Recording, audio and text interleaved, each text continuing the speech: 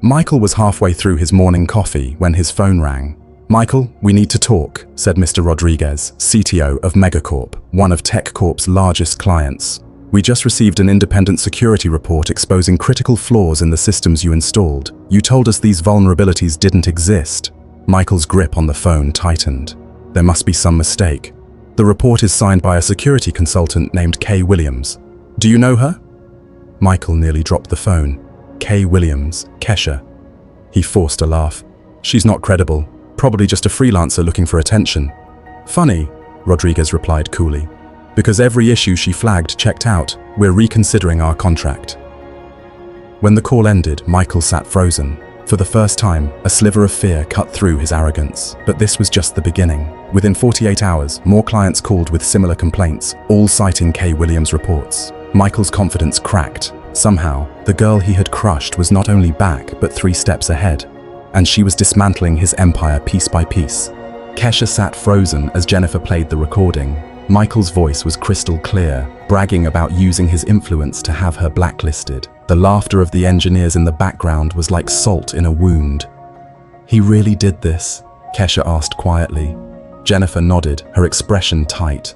"Worse, he's proud of it. Michael can't stand being corrected, especially by a black woman. He wanted to make sure you'd never set foot in TechCorp again." Jennifer slid a folded paper across the table.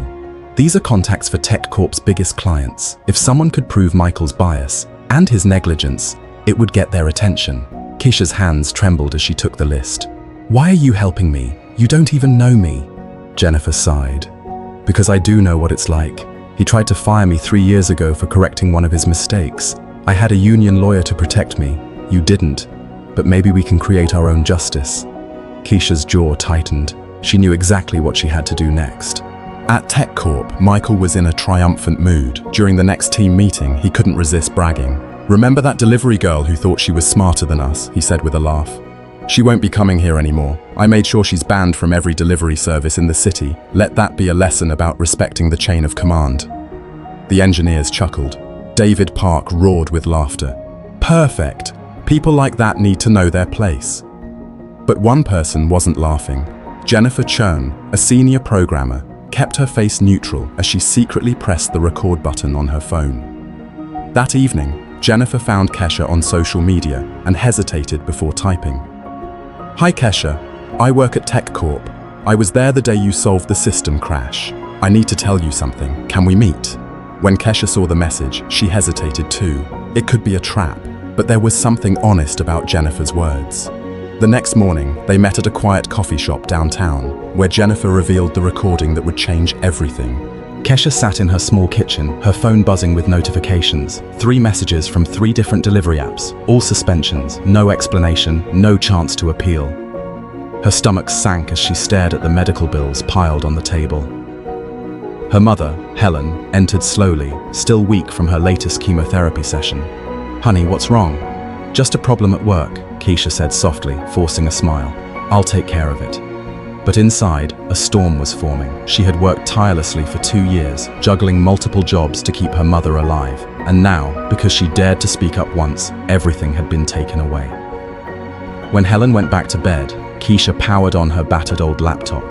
The screen flickered, but it still worked, just like she did. She began typing. This wasn't about delivery routes anymore. Every line of code she wrote was powered by anger, by humiliation, by years of being underestimated. Michael Harrison thought he had crushed her. He had no idea he had just awakened something far more dangerous, her determination to build her own justice. The boardroom was packed, directors, journalists, and senior engineers all waiting as tension buzzed in the air. Michael sat at the head of the table, jaw clenched, sweat just beginning to show at his temple. The doors opened. Kesha walked in, calm and composed, with a lawyer at her side. The room went silent. "Miss Williams," one of the board members said, "thank you for coming. We'd like to hear your account of what happened." Kesha nodded, her voice steady.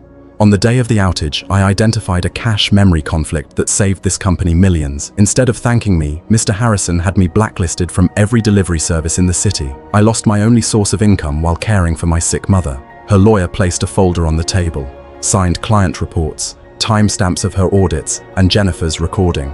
The journalists' cameras clicked furiously. Michael tried to interrupt, but the chairman raised a hand. "Mr. Harrison, you will have your turn. For now, sit down." For the first time, Michael felt something he hadn't in years: powerless. Red alarms pulsed through TechCorp's control center, throwing everyone into chaos. 20 engineers hunched over their terminals, trying to revive a system that had been down for 3 hours. Millions of dollars were at stake, and Michael Harrison, the company's sharp-tongued CTO, was pacing like a caged animal. "If you're so smart, fix it now," he barked, glaring at his exhausted team. The room fell silent when a calm voice broke through the noise. "That's a cache memory conflict," said Kesha Williams, 24, her insulated food bag still slung over her shoulder. "You rebooted the primary server without clearing the transaction buffer. Reset it first. It'll be back up in 2 minutes." The engineers stared. Michael chuckled darkly. "Cute. You probably didn't even finish high school. Go back to your deliveries."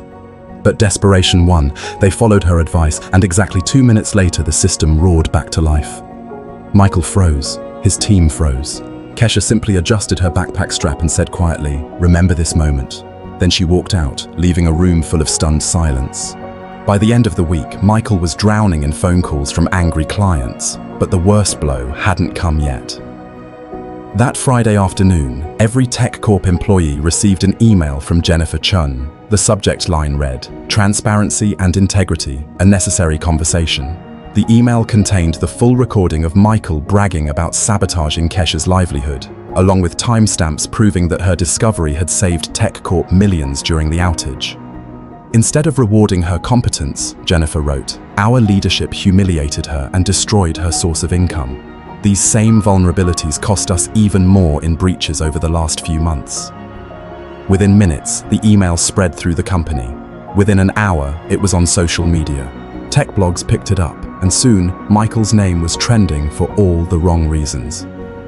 In his office, Michael slammed his fist on the desk. "Find out who leaked this," he barked. But Jennifer was ready. She had already backed up everything to multiple sources, and TechCorp's board of directors was demanding an emergency meeting. The storm Kesha had been building had finally broken.